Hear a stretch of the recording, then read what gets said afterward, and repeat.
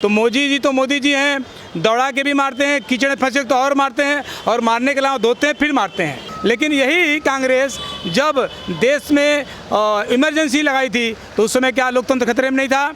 अगर इनको लोकतंत्र की चिंता है तो अपने पहले पार्टी में लोकतंत्र लाएं। तो चोर ये हैं, चोरी ये करते हैं और ठिकरा जो है मोदी जी पर फोड़ते हैं।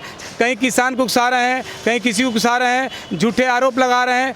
राहुल गांधी तो कह रहे हैं कि मोदी जी ने, भाजपा ने देश भर में नफरत फैला रखी है। प्रेम की दुकान, प्यार की, मोहब्बत की दुकान तो राहुल गांधी खोल रहे हैं, कांग्रेस खोल रही है। जब उनके पिताजी माननीय राजीव गांधी जी प्रधानमंत्री थे, साहबानों का कोर्ट ने दे दिया कि इनको पैसा देना चाहिए, इनका जीवन यापन करने के लिए इनको गुजारा भत्ता देना चाहिए। इन्होंने रातों रात संसदों को बुला करके और एक नया कानून पास कर दिया। साहबानों पर याद होगा वो क्या लोकतंत्र था क्या? इन्होंने तिसलवाड़ का विषय खिलवाड़ जैसा इन्होंने गुजरात में प्रचार किया, वो क्या लोकतंत्र खतरे में नहीं था? जब 1984 में इंदिरा गांधी मरी और सिखों का कत्लेआम हुआ तो क्या लोकतंत्र खतरे में नहीं था? जब गोडसे ने गांधी को मारा तो महाराष्ट्र में हजारों ब्राह्मणों की हत्या हो गई तो क्या लोकतंत्र खतरे में नहीं था? इमरजेंसी 1971-72 में लगाया, इंदिरा गांधी ने सबको जेल में डाल दिया तो क्या लोकतंत्र खतरे में नहीं था? ये सारा का सारा खेल है। लोकतंत्र बिल्कुल खतरे में नहीं है। उनको मालूम है कि देश के लोग जाग चुके हैं, अपने लोकतंत्र की, संविधान की मर्यादा जान चुके हैं और अब लोकतंत्र की हत्या नहीं होगी तो लोकतंत्र की जीत होगी। और इनका जो तानाशाही, एक ही परिवार, उनके यहाँ तो कोई बचता ही नहीं है। उनके नेहरू जी के बाद इंदिरा गांधी के बाद राजीव गांधी, फिर सोनिया गांधी, फिर राहुल गांधी, फिर प्रियंका गांधी, फिर उनके और गांधी, ये लगातार गांधी ही क्यों?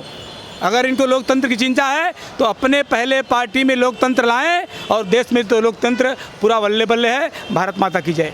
सर, पहले विपक्ष और विपक्ष के जो समर्थक हैं वो पहले भी कह रहे थे, अब भी कह रहे हैं कि पहले ईडी लगा दी, अब आरबीआई को भी इनके पीछे लगा दिया हुआ है, सब मोदी जी के जेब में है। आपको इसके ऊपर क्या प्रतिक्रिया देगी? देखिए, मोदी जी को बहुत साल पहले चीफ मिनिस्टर थे तो भी कांग्रेस का सरकार थी और उन्होंने ईडी के द्वारा बुलाया था। प्रधानमंत्री आज देश के नरेंद्र मोदी जिस समय सीएम थे और कई घंटा, 10-10, 12-12 घंटा ईडी का सामना किए और जवाब दिए। ईडी ने देखा कि इनके पास कुछ नहीं है, गलत कुछ नहीं छोड़ दिया। ऐसे ही जब भी ईडी को लगेगा कि फला व्यक्ति जमाखोरी किया है, घूसखोरी किया है तो सम्मान देगा, बुलाएगा। जो केजरीवाल चीना ठोक के बोल रहे थे कि यह सब नकली है, फेक है, ये नोटिस गलत है, तो सामना क्यों नहीं करते हैं? लगातार उनके लोग जेल में क्यों जा रहे हैं? और ईडी और कोई भी संस्था होगी, जिसकी सरकार होगी, और ईडी का एक अलग अपना संगठन है, टैक्स का अपना अलग संगठन है, वह लोग उनका काम करते हैं।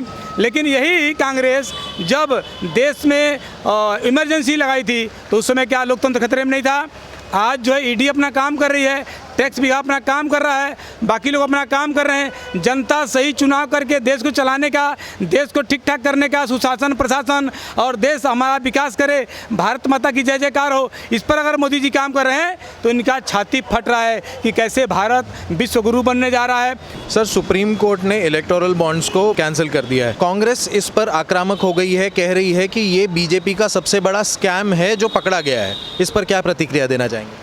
भारतीय जनता पार्टी ने चंदे को एक सामाजिक रूप से एक मंच पर लाया था कि आप जो भी चंदा दे रहे हैं उसका आपको हिसाब किताब पूरे देश के सामने रखना चाहिए। आप जो भी चंदा दे रहे हैं इसका बांड देंगे तो यह आरबीआई के द्वारा, बैंक के द्वारा जनता में जारी होता है, मालूम पड़ता है। लेकिन कांग्रेस पार्टी ने सारे काले धन को झूठा चंदा काट करके, एक पैसा इकट्ठा करके, करोड़ों अरबों रुपया जमा करके और झूठी बात की पार्टी से चंदा है ऐसा करके पैसा जमा किया था। तो जो काले धन जमा किए पार्टी ने, तो यह बंद होने के बाद उनको झटका लग रहा है कि हम कैसे अपने पैसे को बचाएं। इनके सामने चिंता हो गई है। तो मोदी जी हैं, दौड़ा के भी मारते हैं, कीचड़ में फंसे तो और मारते हैं, और मारने के अलावा धोते हैं फिर मारते हैं। ये चिंता कांग्रेस की है। सर, सुप्रीम कोर्ट ने भी ये कह दिया कि जो अनोनिमस यानी गुप्त रूप से ये बॉन्ड खरीद के दिया जा सकता है तो उसमें भ्रष्टाचार की आशंका नहीं बढ़ जाती है? और देखिए, जब भी आप बॉन्ड खरीदते हैं तो बॉन्ड खरीदने के बाद आपको उसका पूरा डिटेल देना पड़ता है, जैसे चेक नंबर देना पड़ता है, उसमें आपका खाता नंबर देना पड़ता है, उसका जिसने जो खाता दिया है, जो पैसा दे रहा है उसका नाम होता है, उसकी पूरी डिटेल होती है। तो चोरी का विषय तो हुआ ही नहीं। एक तरह से हम बॉन्ड खरीदते हैं, पार्टी को देते हैं, 15 दिन में भुगतान करती है, नहीं अगर कर पाती है तो 15 दिन के बाद वह प्रधानमंत्री को उसमें चला जाता है। तो इसमें कोई काला धन की कोई जरूरत ही नहीं है। सर एक तरफ ये इलेक्टोरल बॉन्ड्स की बात हो गई, दूसरी तरफ आज अजय माकन जी ने आरोप लगाया है भाजपा ने कांग्रेस के अकाउंट्स फ्रीज करवा दिए। झूठा आरोप लगा रहे हैं कि खाता फ्रीज हो रहा है, मेरे पैसे लूट ले रहे हैं। अरे भैया, जो 19 में आपको टैक्स को आपको बताना था कि हम टैक्स जो है जीएसटी को हम इतना भरे हैं और आपका अकाउंट मेंटेन करना था, इन्होंने 29 तक मेंटेन नहीं किया तो उन्होंने उनका एक निकाल दिया कि यह आपके ऊपर ये नोटिस है कि आप अभी तक आपने अपना अकाउंट को ठीक ठाक नहीं किया हुआ है। तो चोर ये हैं, चोरी ये करते हैं और ठिकरा जो है मोदी जी पर फोड़ते हैं। सारी कमियां इनके हैं। इनको चाहिए राहुल गांधी को, सोनिया गांधी को, खड़गे जी को अपने पार्टी को ठीक ठाक करने के लिए, चुस्त दुरुस्त करने के लिए, अपने नेताओं को एकजुट करने के लिए उन पर उसको अभियान चलाना चाहिए, न कि कहीं किसान को उकसा रहे हैं, कहीं किसी को उकसा रहे हैं, झूठे आरोप लगा रहे हैं।